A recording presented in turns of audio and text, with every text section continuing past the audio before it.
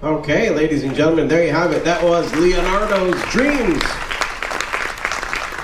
It's one of my favorite ones. I'm not sure how you think, but I really do love the idea of combining that cool technology. And as I said before, Moment Factory, that's one of those names to remember. A really great company out of Montreal, Canada, that helps us with some really cool video content, which you're going to see a little bit more in a minute. Now we're going to get ready for the big finale closing here of the 270 experience. Before we do, our robots are coming back down here. I just want to take this moment to shout out to the technical team. If you don't mind, give them a big cheer. You can't see them, but they're here. They do a great job. We never get a chance to appreciate them as much. They're literally below, above. They do all kinds of great stuff. Our production manager, Anthony, doing a great job operating these robots. We're going to assemble the robots right now into what we call the super screen mode. It's kind of like a giant screen TV. I think it's a really cool thing to see. Now, normally during the show, your focus isn't really on the robots when they're moving behind the scenes, but it is a really cool thing to see all 6 of them combine into that. And it's evolved over the years, and now they're pretty much touching 1 millimeter away from each other. So it's really cool stuff to see. The programming is awesome stuff. As that's happening, I will just quickly go back to talk about the book, 7 chapters, 1 adventure. One more time, who's never seen it yet? Who hasn't seen the show, The Book? Anybody out there? A couple people? Tomorrow night's your last 2 chances to see it, and a lot of people then have seen it, right? So the idea is, some people ask about the show, about the story of it, and I want to quickly go through that. There actually is no story. Some people don't really see what's happening at the beginning of the show. Right here, where I'm standing, our mysterious librarian character begins the show in his library, and what he's actually doing is he picks his favorite 7 books from the library. He then takes one chapter, his favorite chapter from each of his 7 favorite books, combines them into his magical book, and then you go on the adventure, that magical journey with all those characters. So you don't actually have to follow a story because it's from 7 different books.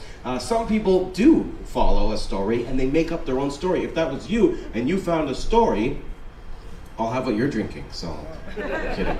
But all kidding aside, you can, of course, find some ideas from each book and try to figure out which book he's pulling each chapter from, but it's all open to interpretation, and you don't really have to follow the story. Just enjoy the show, but you will get one more chance to see it. Now, coming up here at the end, we are almost ready. It is Oceanides. This is the latest and the newest multi-million-dollar video production here on our robo screens, and it was very difficult to make the last couple of years throughout the pandemic, but it is exclusive to Odyssey of the Seas. This venue here, 270, is the only place in the world you're going to see it. And before we go any further, we're going to show you a cool behind-the-scenes documentary in the creation of Oceanides.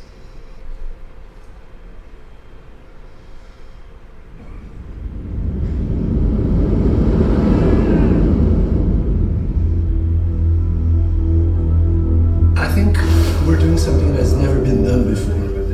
What's exciting is making the impossible possible, making the audience feel that what they're seeing is impossible. We are at the precipice of a completely new form of cinematography.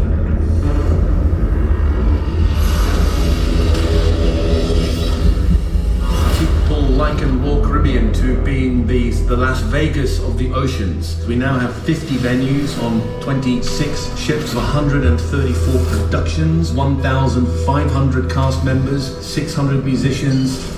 The crown jewel in the entertainment package is, of course, the RoboScreen installation. 6 robots, 6 axes each, 36 axes with 6 massive video screens. We had to go to the best people in the world to help us execute video on it, and there was no question that it was mobile. We use a lot of technology, we use a lot of interactivity, and we mix a lot of the physical world with the digital world. We create new types of entertainment to bring people together physically. We, over the years, have created 12 vignettes, but only one of them was live action, and that's the famous Dance in a Box. We came up with the idea of putting a dancer in a green box and rotating it, and then recreating those movements on the robo screens. Oceanides is the second in the Dance in a Box series. Nick and Julian came up with this idea of doing this in a water tank. Like, imagine water tanks rotating. I'm like, okay, I'm your man. It's very technically complex, very technically difficult, very dangerous. People have built water tanks before. I'm pretty sure it's the first time that